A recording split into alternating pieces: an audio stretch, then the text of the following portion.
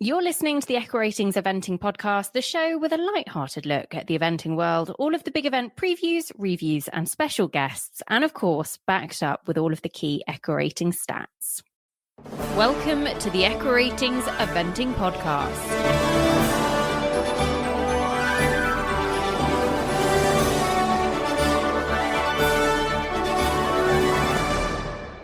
Welcome to the Echo Ratings Eventing Podcast and another post-special episode for you listeners. So we are back with Katie Preston, who we last spoke to after her dressage on Thursday, where TJ was very, very fresh. Katie, I know that you were talking about possibly giving him a jump on Friday.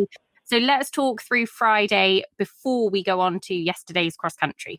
Yeah, I did give him a jump. I wouldn't normally, but he was feeling so fresh and well. I decided that it was best to try and just take a little bit of the sting out of him, and also to test out my back where it's been a bit sore. Just wanted to be sure that I could hold him and do him justice out on a fairly serious cross-country track.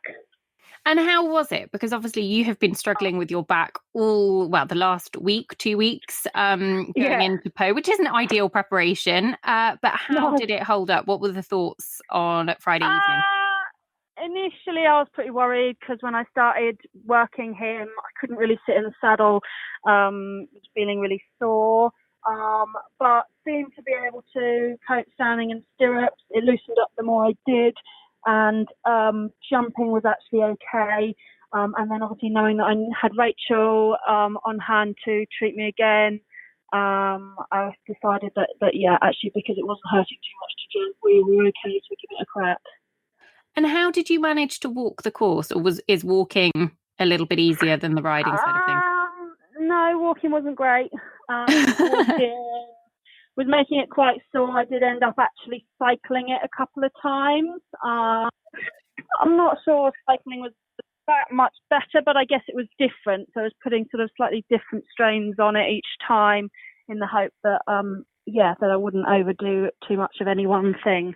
And how were the nerves on Saturday morning? Because cross country was in the afternoon, so even though you weren't that late to go, there was still a good bit of waiting around. There was, although we normally had to go out and do our last course walk first thing in the morning, which we couldn't do because they were out on the race courses still with the race horses, so we couldn't actually re-walk the course until 11 o'clock.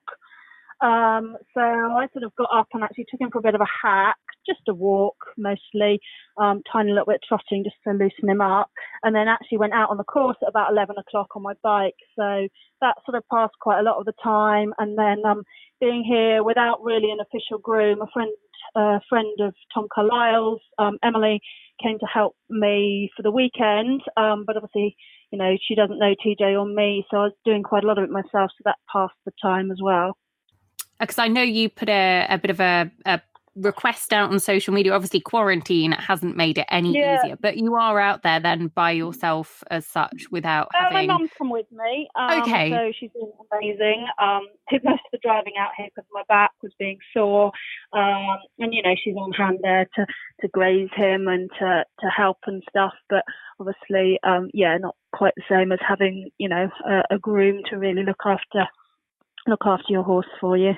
No, it's a bit different. I'll ask you how you sort of managed after cross country in a second, but talk to us about your cross country, because he loves it.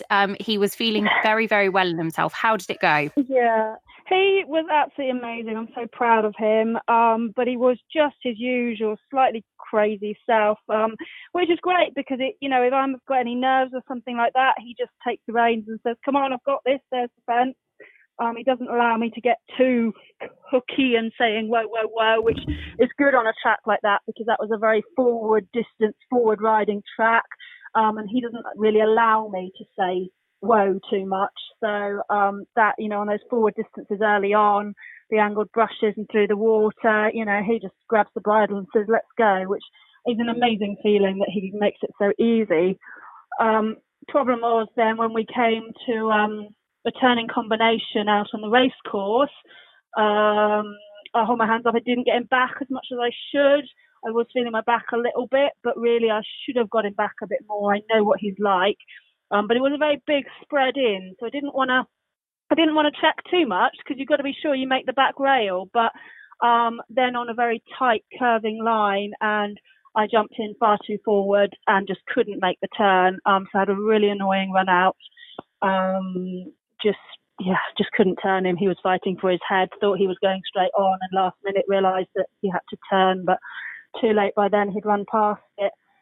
So he turned round, and I think he was confused because he never stops, he never runs out. So when I sort of pulled him up, turned him round and went back at it, he just sort of dropped the bridle on me and ran out again, which is a bit of an unnerving feeling on a horse like that. So I was sort of worried, is he okay? Anyway, he came out for the third time and he clocked straight onto it, jumped it, and from then on he was just foot perfect all the way home, all the more tricky combinations and everything. He was incredible.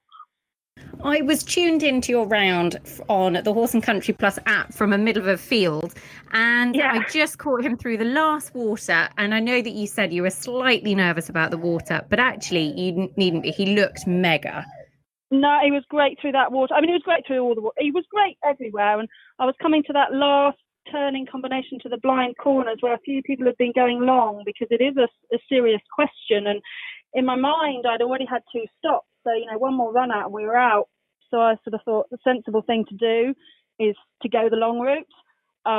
But, I'm at a 5-star and I trusted that I'm on a proper 5-star horse. So we went straight, and of course he absolutely nailed it. So that was a good feeling to know that it was just a silly mistake on my behalf at the corner before. And yes, nothing wrong with him.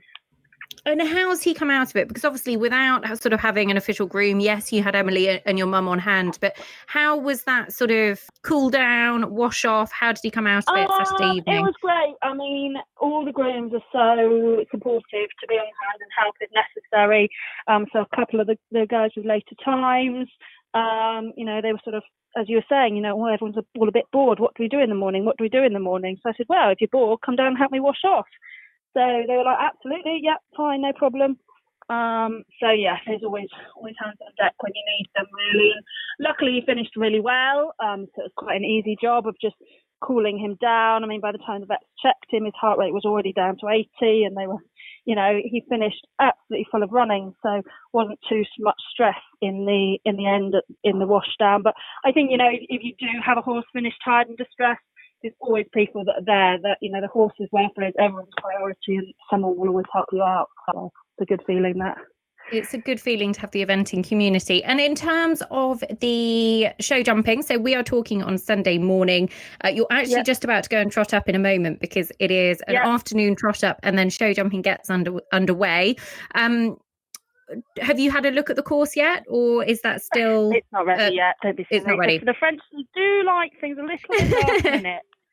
No, it's because they've got this driving world championships going on. So, of course, they're doing their cones, I think they call it. They're sort of equivalent to the show jumping, basically, this morning. So that's going on in the main arena at the moment, which is, I think, why our trot up's so late. So they're not actually building the course until 2:00. So then it'll be a tight turnaround for I'll be first to jump at 3:15 our time. Well, look, good luck. We'll be wishing you all the very best for your show jumping, and we'll be looking forward to talking to you afterwards and debriefing on what has hopefully been another 5-star completion for you. Feeling good, so hopefully he'll carry that on. Good luck. I have a toddler shouting in the background, so apologies, listeners, if you can hear that. But Katie, good luck. We will be watching you on the Horse and Country Plus live stream, and we will be cheering you on. Great. I'll speak to you later. Thank you for listening to the Equaratings Eventing podcast. This podcast is available for free on iTunes, Spotify, Podcast Addict, or wherever you usually listen to your podcasts. Make sure you subscribe so that you don't miss an episode. Find us at eventingpodcast.com or search Eventing Podcast on social media. It's time for you to go up against thousands of eventing fans all over the world, because Eventing Manager is back, and this time there are real life competitions.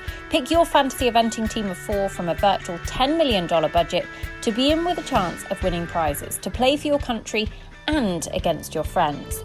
The game will be available to play at a number of top competitions throughout the rest of the year, so what are you waiting for? Download the app for free in your App Store or on Google Play to get involved today. Visit equiratings.com for more information and use the hashtag eventingmanager or tag @equiratings across social media. We would love to see your teams. Good luck, and we hope you enjoy playing Eventing Manager.